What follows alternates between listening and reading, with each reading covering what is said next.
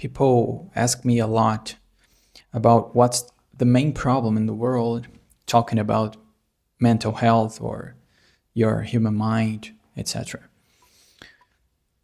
And I can tell you, of course, if you're gonna say one thing, it must be very deep and very generic per se, because I can talk about 100 problems, but you can always come up with one principal main thing.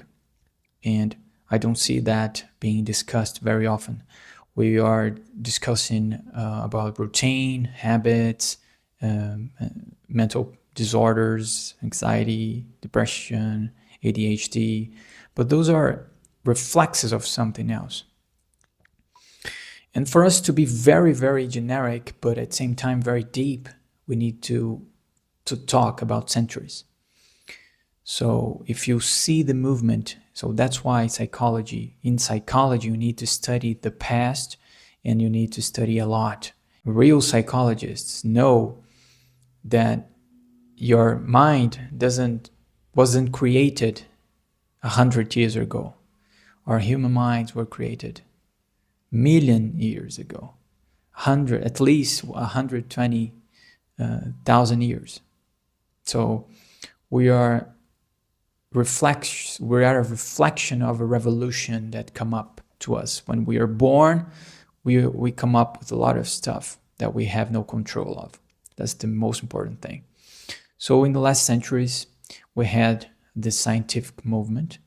We are more logical, we're more rational, and we killed God, which is the main thing if you want to really talk about psychology. What I really want to tell you is, when you talk about psychology, you cannot ignore religion, because religion was and is something that impacts human lives since the beginning of our time. So religion is a technology to deal with something that's total, something that's bigger than us, something that represents the unity, the whole. So we call God, we call everything, and we have a lot of religions since the beginning. We have proof that hunter-collectors gathering together to praise some divinity, and that reflects something in our minds that needs expression, and we create technologies to connect with it, right? So now we have a problem because we killed God, as Nietzsche said, but actually, as Jung said, we didn't kill it. He's just hidden, and we need to find him again. So what happened when you just ignore the simple concept of unity that we call God? And by the way, I'm talking about street psychology, real psychology. Psychology needs to find the materialistic, the casuality, and the ending of things, the subjective. So psychology is not just objective and materialistic. Otherwise, we'll be reductionist and we will lose a lot of comprehension of our minds, because our minds are where everything was born. Every science, every material, every concept was created. So that's why it's a different field in science and not neurology per se. We killed God, and when you kill it, you don't kill it, you just ignore it. So we have a lot of atheists, a lot of people that just don't believe anything. And even the ones who are intrinsic, who are involved in religion, doesn't necessarily connect with this meaning in our mind, which is very important. By the way, religions nowadays are being much more emotional, are working on materialistic things, and people just don't realize what the symbols are, and they just don't have this spiritual experience, as we would call technically. So that's the main problem. When you ignore it, you project it. It doesn't disappear, it doesn't vanish. you project it. And a lot of people project in the past more, but today where a lot of people project it too, which is the state. We project God on states, on countries, and people, and like presidents or like governors, they are the priests that connect us with God. So we praise the state to give us everything.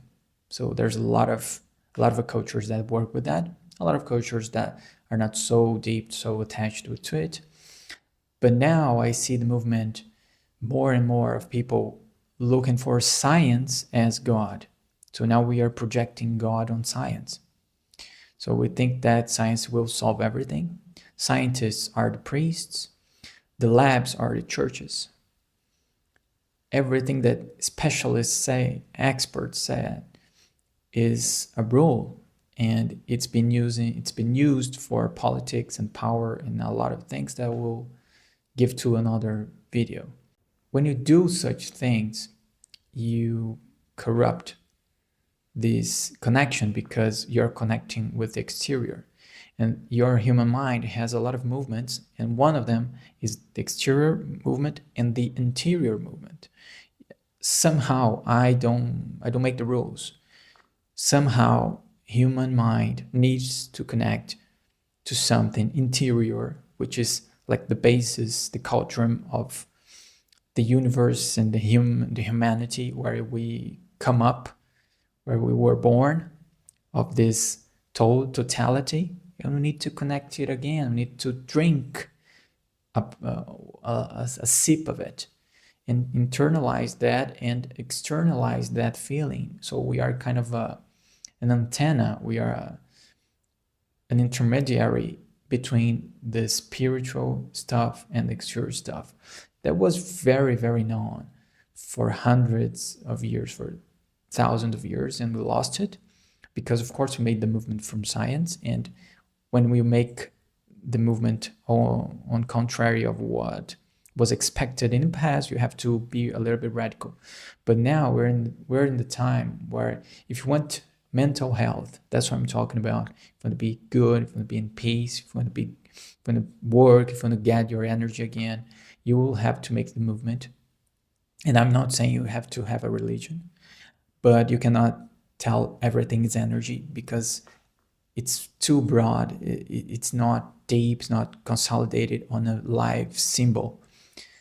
And there's a lot of talking that I can debate and talk about that. I'll give you, and Carl Jung, for example, is the one psychologist, psychiatrist that work with that concept. He cannot ignore the fact that we lost God in our lives, psychologically speaking. And how can we take it back? How can you have the connection, but in a more scientific way? Because science made a lot of efforts and we developed, we improved as human beings. He's not saying you have to get back to Middle Ages. He's not saying you have to get back to religion.